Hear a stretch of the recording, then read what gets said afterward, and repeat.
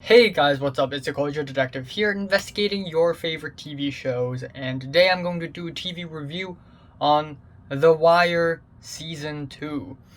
I finally finished watching The Wire Season 2, and wow, I have enjoyed The Wire Season 2 way more than I had expected.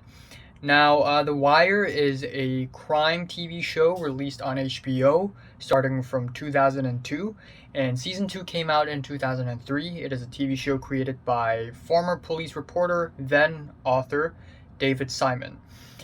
And I think a couple years ago I watched and reviewed The Wire Season 1, and even though I gave it a positive score, I'm gonna be honest here, back then I didn't enjoy it. I thought it was boring, I thought it was very slow paced, and I didn't know what the hell was going on. Admittedly, The Wire is not your average crime TV show. It is not super fast paced, it is not over the top, it is not crazy and wacky. In fact, it tries to do the opposite. It tries to be realistic, but realism isn't the only catch that The Wire has. Now, yes, The Wire is very, very slow paced, and each season focuses on a different case, even though these cases all interlink with one another, and also characters stay from one season to the next to the next. But still, every single season of The Wire is one case, and every single season is 12 episodes, and every episode is 1 hour long. So we have 12 hours of just a bunch of characters calling phone numbers, talking to each other, reporting to someone higher up, briefing with someone higher down, and if it's on the criminal side of things, it's going to be hours upon hours of dialogues, discussing plans, exchanging drugs, exchanging money. It's very slow paced and very boring. And occasionally we're going to have a fight, we're going to have a shootout, we're going to have an argument scene, but those are usually pretty mild. Nothing that crazy. Nothing as crazy as the crime scenes of Breaking Bad or Narcos. That being said, though, I have to say, 2 years ago, I would not have appreciated something like this, but now I kinda do. Because the story is actually well written. I like the characters. And honestly, the way it is written, the slow burn of the story actually makes it feel even more real. Now, I have to say that realism isn't the only catch that The Wire has for its own story. Not only is it very, very realistic and it doesn't romanticize or overblow the crime scene of Baltimore, USA, but also it has legitimately well written characters. It has characters that I genuinely care about when I was watching the show, even though I don't like them, but I still care about them. I don't want to see them get hurt. I don't want to see them die. So when they do get hurt or die, I'm like, why? And that just goes to show how cruel and brutal the world of crime is.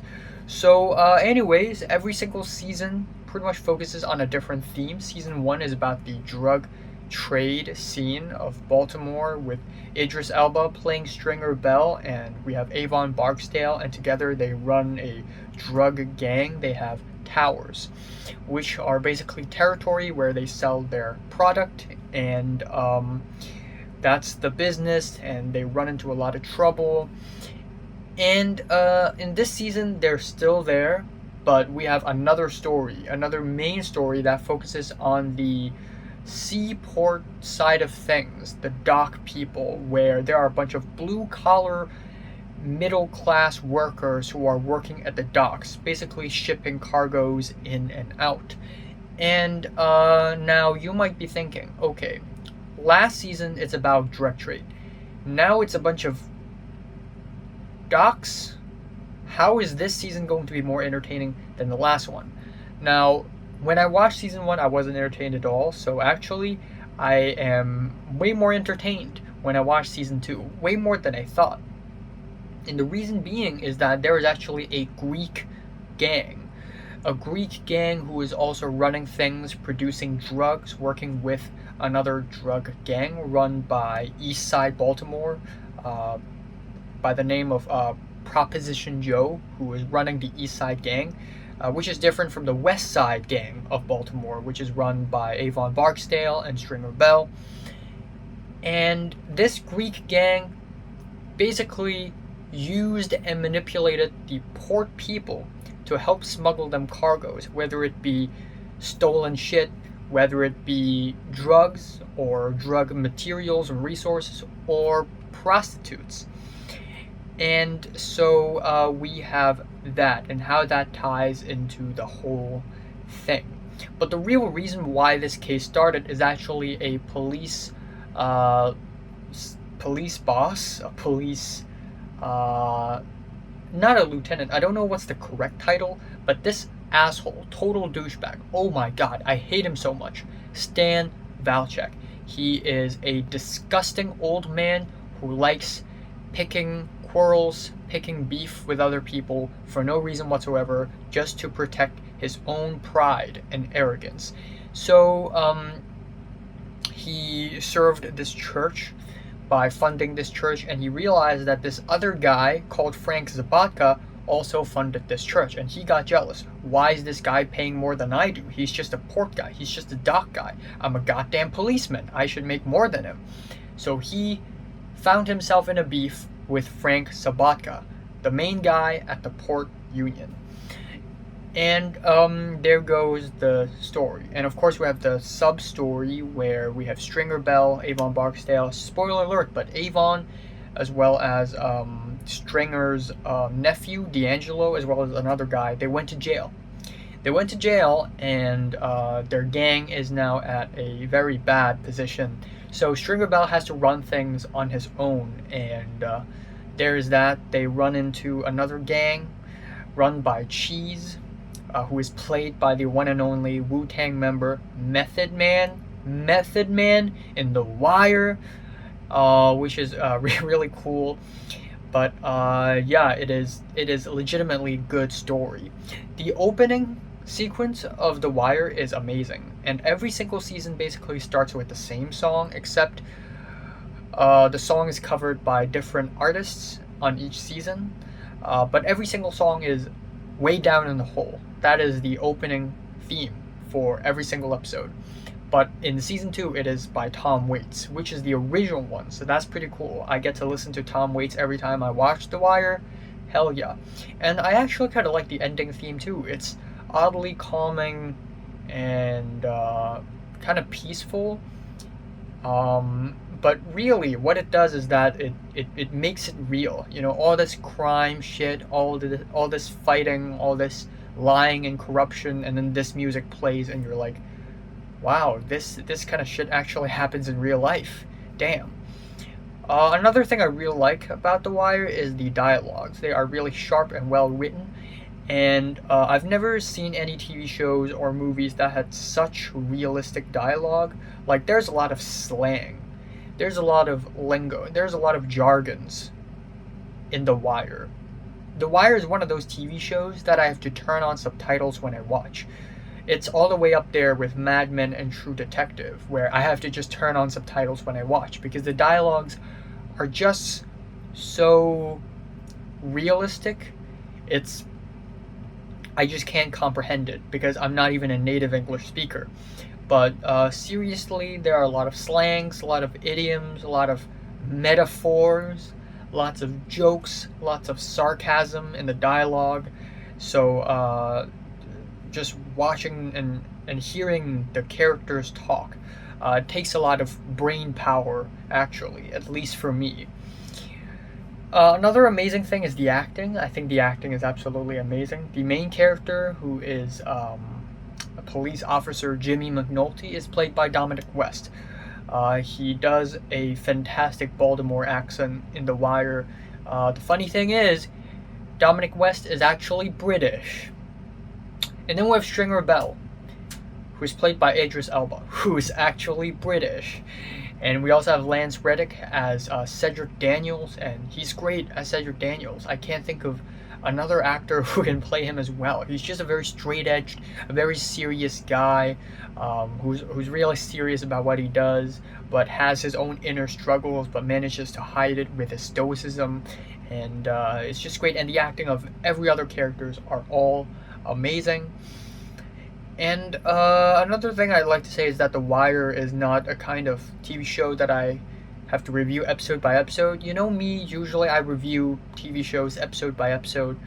When I review Game of Thrones, when I review Westworld, I review episode by episode because every single episode is like a mini movie, and different things happen on every episode. Every episode is different. But in The Wire, it's you need to judge it as one whole thing because the story is one whole thing.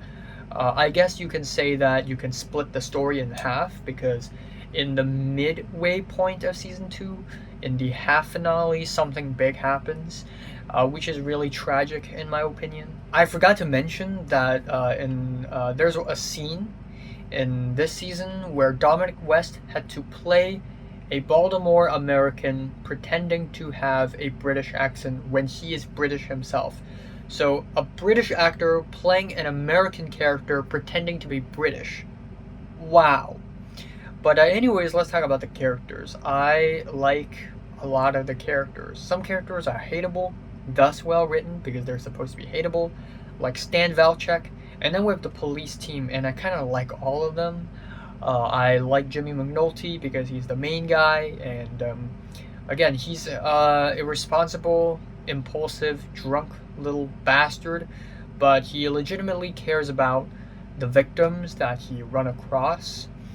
And Lester Freeman is another really good character. You know, he's a real responsible dude who knows what he's doing. We have Herc and Carver, who are sort of like underdogs in the police team, who doesn't love a couple of underdogs. And we have the higher-ups with Rawls, who is a hateable bastard. Jay Landsman, this fat guy who's, I wouldn't say hateable, nor would I say likable. He's just there, and he hangs out with other people well. And we have all these other higher-ups, and they're all, to a degree, hateable, to a degree, likable, but that's kind of what makes them realistic. We have the doc guys. Frank Sabatka is a character that I really care about. I mean, he's not perfect. He's not a great guy, but he really cares about his port union, which is a union of guys who's doing in the ports. He really cares about his union, and he really cares about his nephew and son. His nephew is Nick Sabatka, and Nick Sabatka is, again, a bit of an asshole, but ultimately at the end of the day, he's a good guy. He wants to make money to provide for his wife and his son. And then we have Frank Sabatka's son, who is Ziggy. And I don't like Ziggy, but I still care about him. Ziggy is rude, impulsive, and he doesn't know what the hell he is doing. He thinks he's living in his own world and that he is the main character, so he does whatever the hell he wants. He is very irresponsible. He gets into trouble all the time. And I still care about him because I guess with all this time, with all this hours in The Wire, like, the story just managed to make these characters humane enough for me to care about. But honestly, I don't like him. But what happened to him is something that I care about. And then we have the drug side of things. Proposition Joe, Stringer Bell, Avon Barksdale. One standout character is, of course, Stringer Bell, who is this really stoic, calculated, and smart person. Definitely not a guy you want to mess with.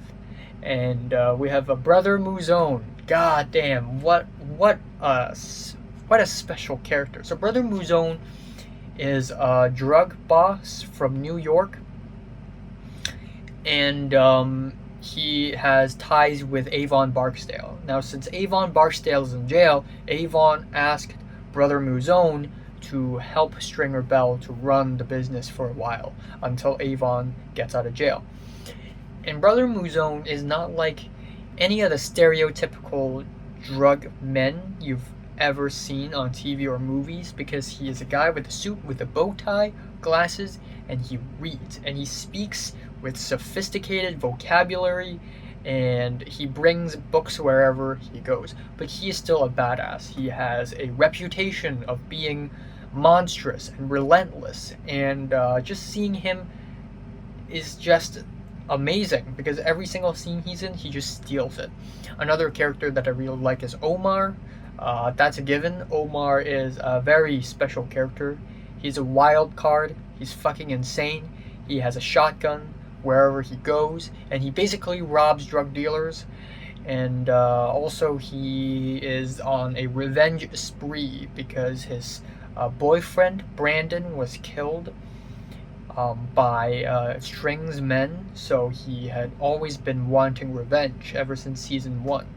And in season 2, he doesn't show up as much, but whenever he shows up, he just steals the scene. He is so confident, he's so smart, and the fact that he's friends with Jimmy McNulty is such an interesting dynamic. Like, we have this very menacing, insane, shotgun-holding man who everybody is afraid of, and he turns out to be friends with a police officer. So there is that. But ultimately, seeing all these characters interact and seeing how a network of crime and policing happen, ultimately I realized that criminals do crime and police do policing, and the crimes and the policing are all feeding into each other throughout the entire season. Everything is a part of the system. Everything is chain of command. Some of the worst drug dealers you see in The Wire probably hate their own jobs. Some of the best policemen in The Wire probably hate their own jobs as well. You never know, but what you know is that everything is just part of the system. It's just chain of command. Everything is just together because the system. And yeah, the last 2 episodes are amazing. The penultimate episode is amazing. It's been a while since I've seen such a good TV episode. Just there are so many emotional breakdowns in the second last episode that really break my heart. There are so many turn of events that really make the plot develop in very interesting ways. And the ending, the right word to describe the ending is bittersweet, even though it is more bitter than it is sweet. And I actually really appreciate that, because in real life, the cops don't always win. In real life, the good guys, the protagonists, they don't always win. They win a little bit, they lose a little bit, and that's just kinda reality. And that's perfectly shown in The Wire Season 2. So I'm just gonna leave it at that. I'm liking The Wire Season 2. I actually, not gonna lie, honest to God, I actually enjoy it a lot. And this is something that I would never be able to enjoy like 2 years ago or 3 years ago. I would think it's boring. But now, as my taste in movies and TV shows develop, I'm beginning to appreciate these small things more, like small interactions between characters that, reflect bigger things, that reflect bigger themes, that contribute to bigger things. Like a scene where Stringer Bell and Omar talk about Brother Muzone. If I was 16 years old, I would watch the scene and go, wow, 2 enemies talking to each other, pretty interesting. But when I'm 18 years old, now when I watch that scene, I would see that, okay, these enemies are talking to each other because A, they respect each other, they respect the game, they can't kill each other right off the bat because that is not how you play the game. B, this just goes to show that Stringer Bell is very stoic and manipulative, while Omar is more emotional than he leads on. And this reveals more about their characters. It's the subtlety, it's the nuance. And I'm just happy that I'm able to appreciate this season a little more. So I'm just going to leave it at that. The Wire Season 2, I love it. It's good. It's not perfect, but it's good. I'm giving The Wire Season 2 a strong 8 out of 10. So, have you watched The Wire? From 1 to 10, how much you rate it? Like, and subscribe if you want more. And thanks for watching.